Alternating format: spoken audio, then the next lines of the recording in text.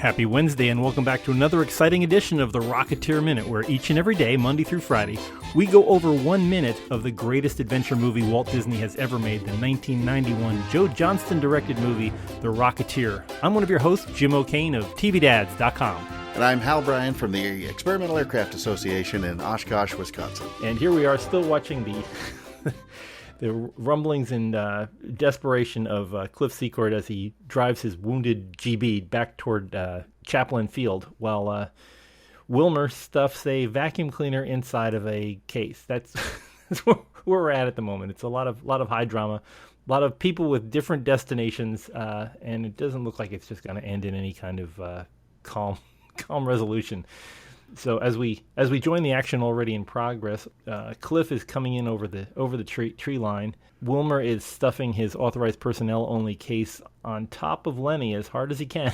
Right, back in the rumble seat. The FBI are closing in their beat up Ford that's not doing too well. It's missing a headlight. And as I had said yesterday in the previous minute, I was just checking for continuity, and it does look like they did manage to get it out from between those two trees in rather record time. I guess it has a good reverse, and they're driving their battered machine around the front of the hangar to cut Wilmer off at the pass or something. So he jumps in his car, and rather than, I would have thought backing up would have been the thing to do here at this point. If he's planning on driving, I would guess that if he saw the FBI car going around the back of the hangar to the front, the last place you want to go be the front of the hangar. So, but really, what kind of a chase would that make? That's true. So he gets out and goes zooming past past the FBI car, who apparently learned the trick about using airplane smoke. There must be a half a gallon of soybean oil just poured over the header on that car. Exactly, and that poor fender is just about to go at any minute. Yeah. And I feel bad for the owners of the mystery plane and all the other rare craft watching these cars careen across the dirt road. I would be terrified.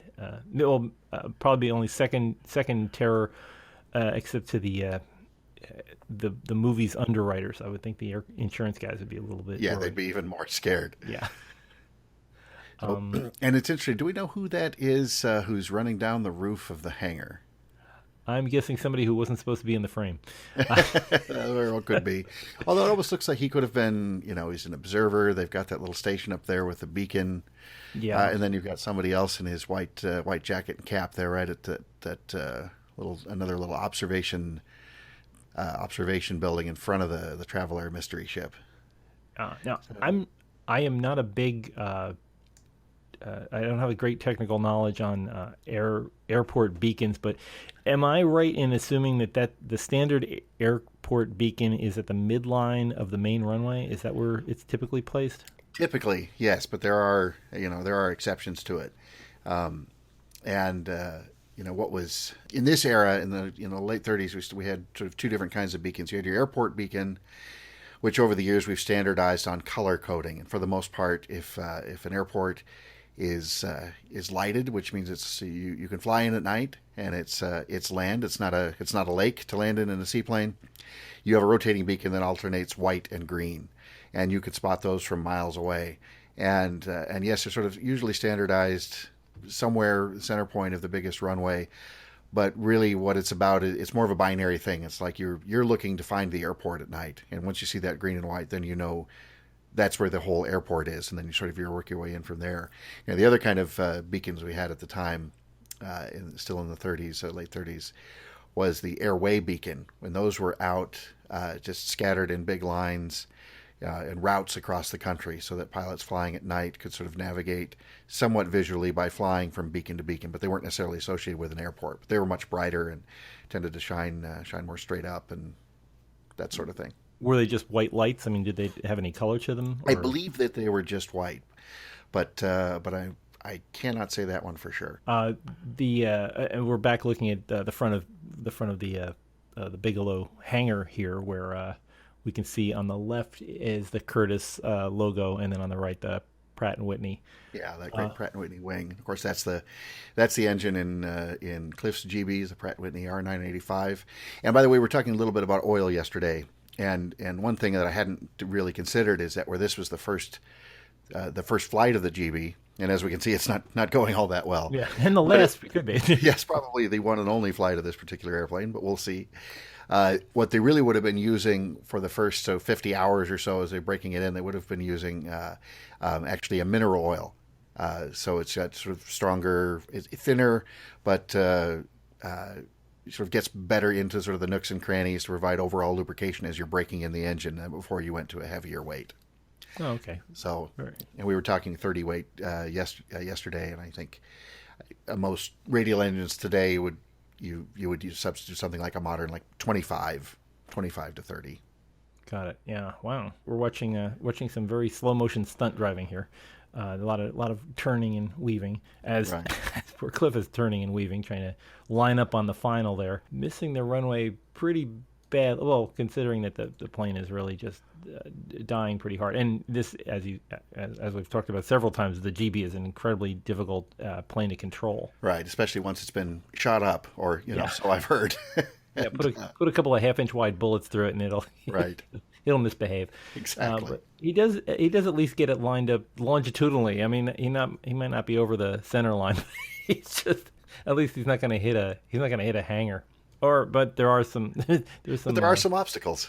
Yeah. So here comes slalom flying. We watch Fitch and Wooly jump out of their car, or what's left of it, and Fitch pulls out his revolver, and he's going to take out with a revolver. He's going to take out Wilmer as best he can, but apparently he just wings him in the shoulder.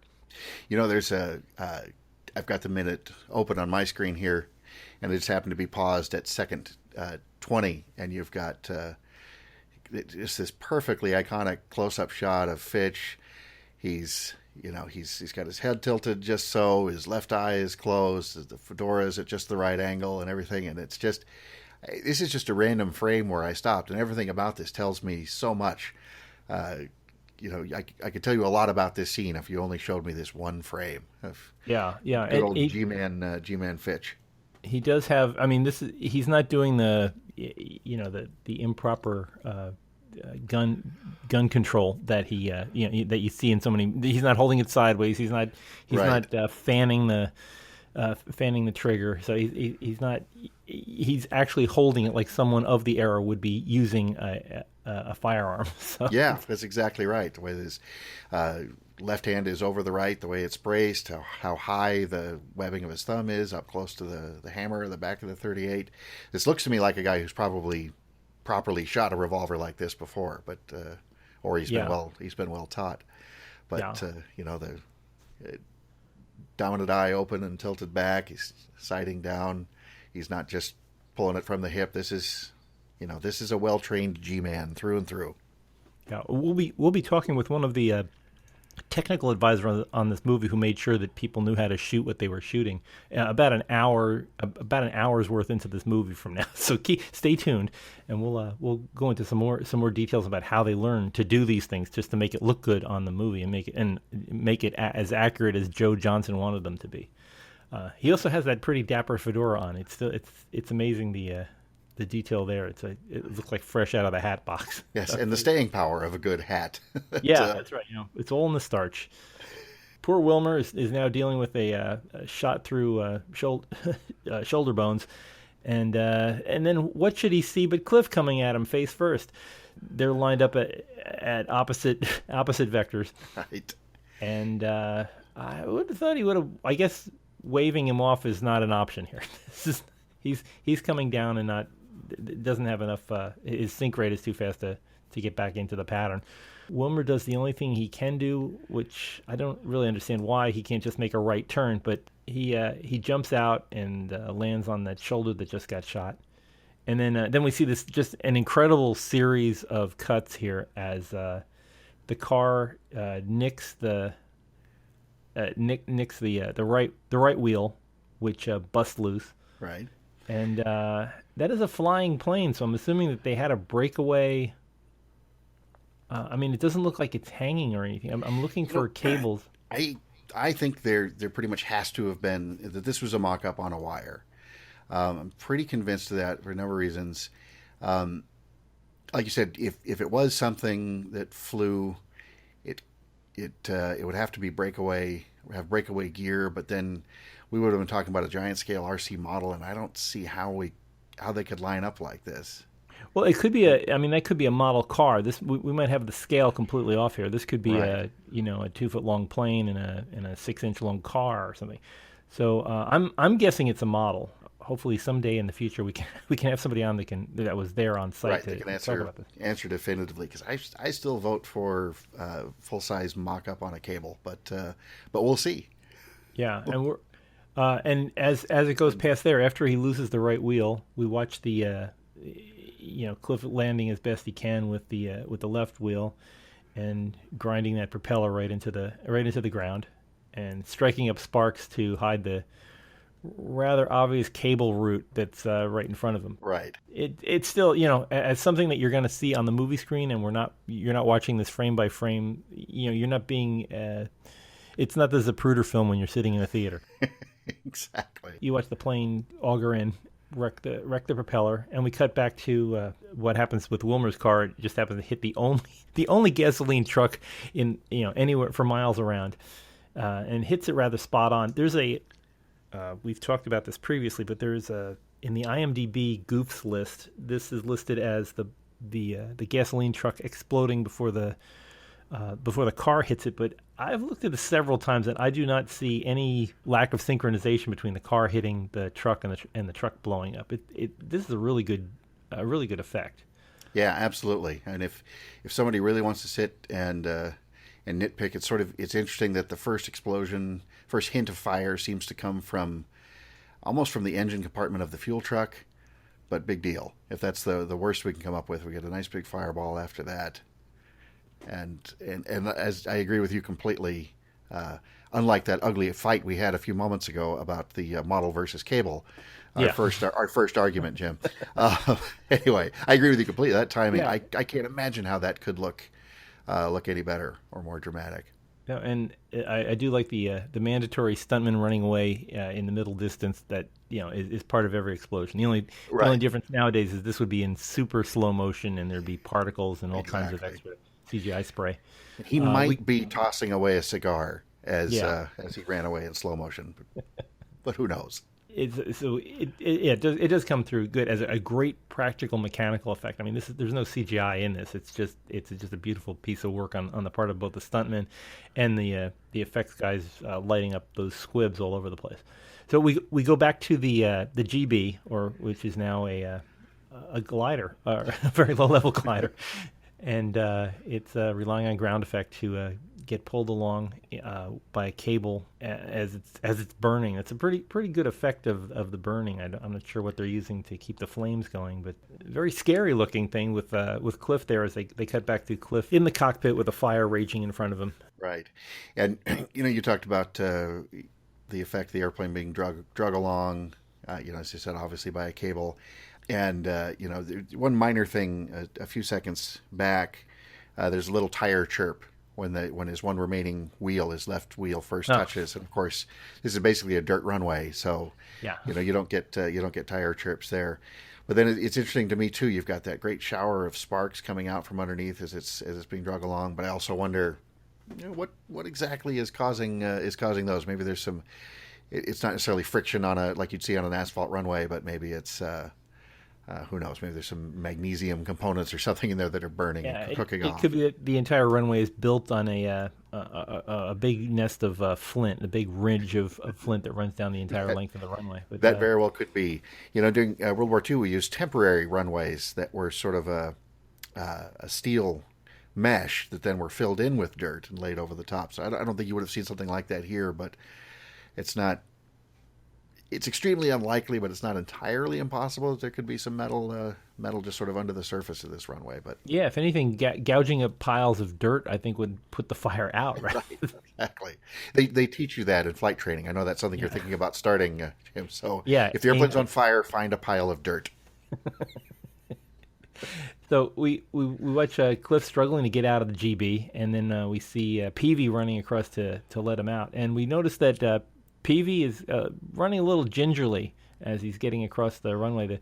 The reason behind that is that Alan Arkin suffered an injury from that very same cable that was pulling the plane across. It injured him rather severely. I don't think it broke anything, but from what I've read, it seems like it was a pretty sharp bang on his right leg. He sauntered through on the whole thing though, so that the show must go on. The show must go on, exactly.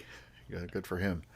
And it's amazing watching him get up there to the airplane, and you realize you see him, he's actually reaching in through the crack in the front of the windscreen, and you're just reminded again about how tight, how sort of claustrophobic those GeeBee cockpits were. And, yeah.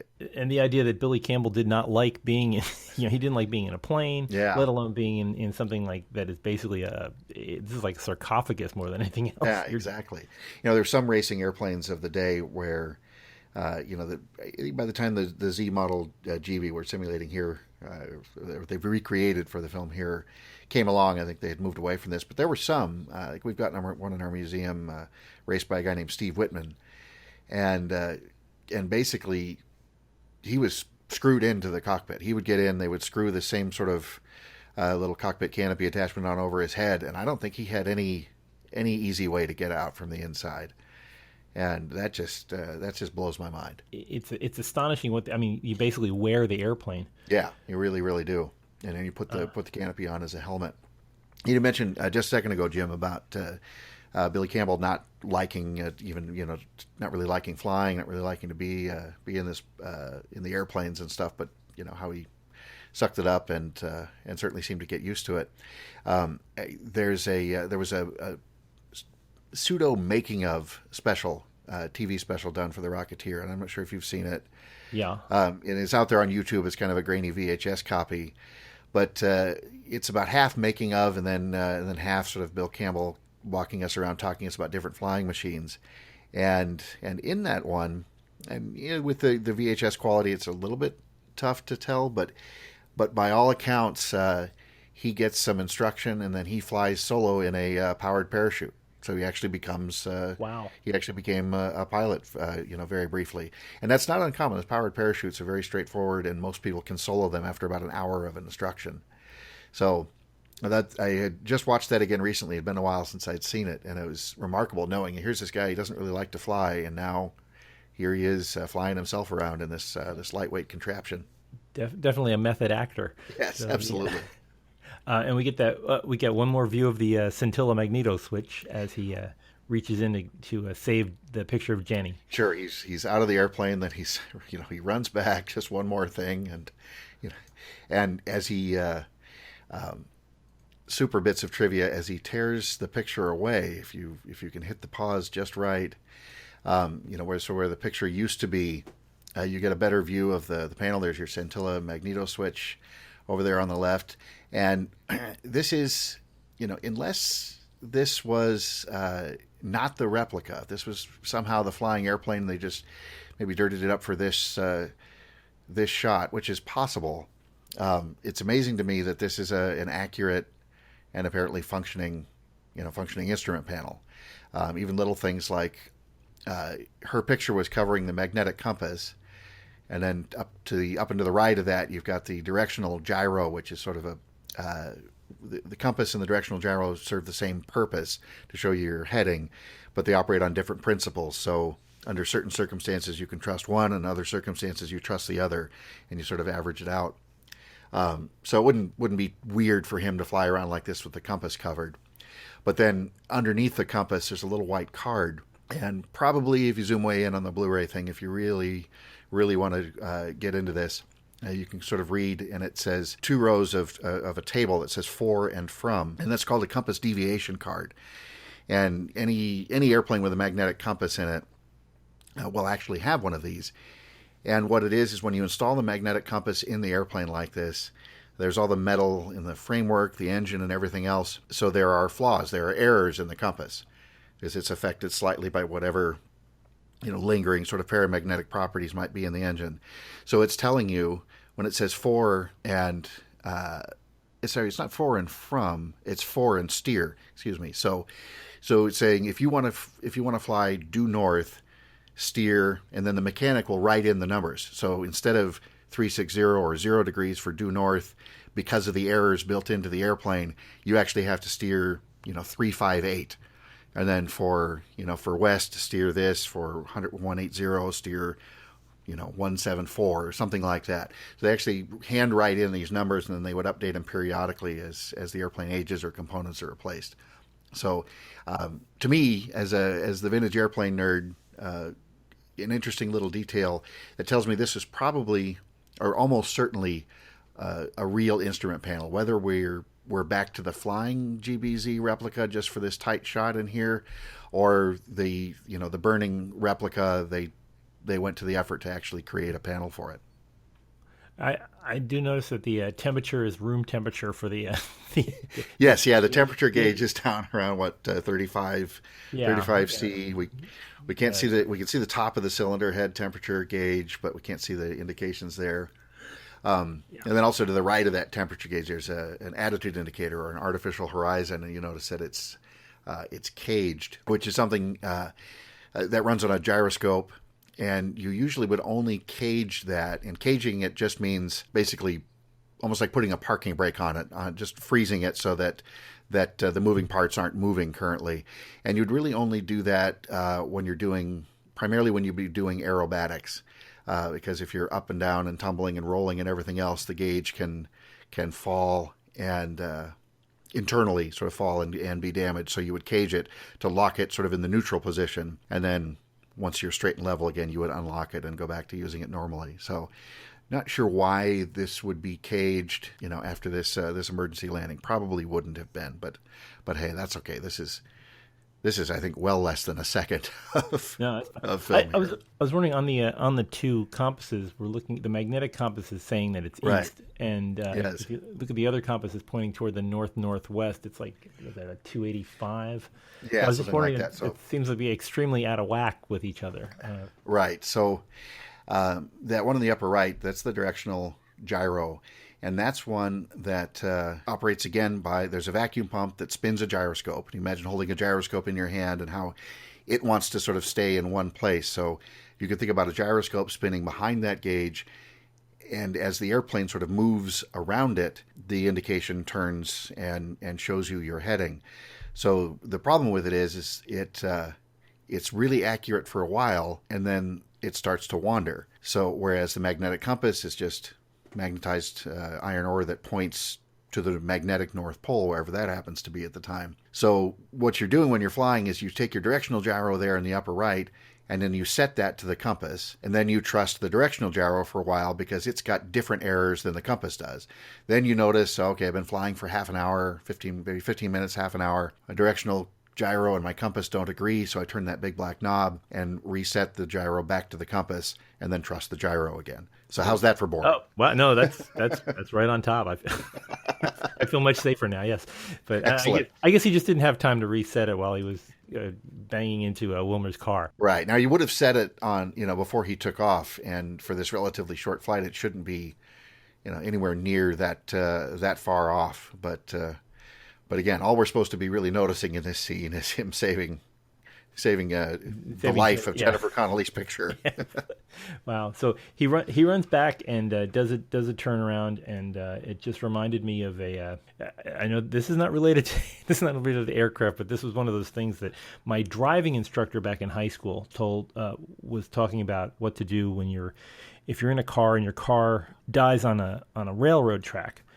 And you try to start the car, try to get it going. But if you see any lights, you can try one more time to start the car. But if you don't, get out of your car, run as far away as you can, and turn around, because you just paid a lot of money for that car, and you're going to watch a spectacular crash, and you don't want to miss it. And so when I don't want to miss it, when I saw poor Cliff turn around to look at his GeeBee, it's like, well, he spent 4 years and a whole lot of time and effort on this plane. He might as well just turn around and take a good look at that crash that he just was in, and watch it go. Another little detail right there when he's turns back, I've got the billboards behind him and stuff, but then off to the far right of the frame, you see the charred fuel filler cap. So it'd be a big, what am I trying to say here? Just sort of the big metal disc there that you would, rotate and pull out to get access to fuel the airplane. And obviously they're not burning and banging up a flyable airplane. Not even the real replica, so to speak, but nice little detail right there. Yeah. And in the background, just to point out that it's California, we've got Sun-Made Raisins, which are out of Fresno. It's a growers group, and growing up, I remember you either got Sun-Made Raisins or, when you got a brand that wasn't Sun-Made, you seriously doubted it. Like, I don't want these raisins. But it's amazing. This is one of the earliest forms of making a commodity something that is better than other commodities. Raisins, until the California Raisin Growers Association that owns Sun-Made in Fresno, raisins were raisins. People would just buy bags of raisins. But Sun-Made became a thing, a quality issue, that you saw the Sun-Made lady and you said, this is what I want. It's like Purdue chickens are in the East, or it's a commodity item, but because of advertising, you got a huge section of the population, most of the population, to believe that their raisins were better than anybody else's raisins. And right. Well, it says right there on the sign, Jim, they're America's favorite. Yeah. So and they were right. What else do I need to know? Truth in advertising. So that's excellent. And then the Gulf billboard next to it, I've just always absolutely loved those colors, that that orange and the blue. And they sponsored a number of racing airplanes too. And they're in the Smithsonian, the Air and Space Museum, actually at the Udvar Hazy Center. They've got an airplane called the Gulf Hawk, which was sort of a variant of the Grumman F-3F, as a biplane fighter that came before the Grumman Wildcat. Very distinctive, fast, sort of bullet-shaped biplane with retractable landing gear, kind of unusual. And the entire thing is that orange with those blue and white highlights, totally in Gulf colors. It's beautiful. Wow, yeah. Well, and again, this whole connection between the advertisers that are at the site, California, and aviation. I mean, there's so many subtle things in the art direction on this movie that just place you in a time and place. It's great, and the best part is it doesn't overwhelm you with the art direction doesn't overwhelm you on this movie. It just gives you the sense of place and really sets the scene. Right. Yeah, there's very few times throughout the entire film where you feel like they're being sort of overt and truly winking at the audience and being sort of unsubtle about it. Later on we'll talk about, actually much later, we'll talk about a famous rich industrialist who's a real person who's got a strong role in the film. And there's one scene there that feels a little bit sort of, wink, wink, nudge, nudge, over the top to me. But otherwise, as you said, it's subtle, and sometimes it's not until you well, frankly, you obsess over it like we are right now, that you really get in and appreciate it. You're picking it up on some kind of subconscious level, but boy, it's not until you zoom in and really home in on those details that you really get it. Yeah, well, I think we should do a lot more of this, and we'll probably start doing that again tomorrow. So, I think so. Why don't we have everybody wipe all the mineral oil off themselves?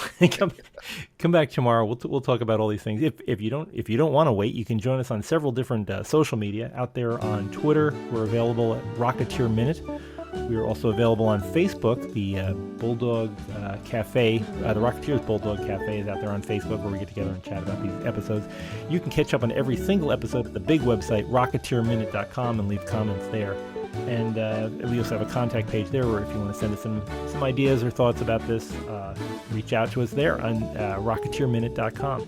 So let's pick this up tomorrow, and we will find out who's going to clean up this mess, especially that giant pile of gasoline smoke going off in the distance. But let's pick that up tomorrow here on the Rocketeer Minute. Until next time, over and out.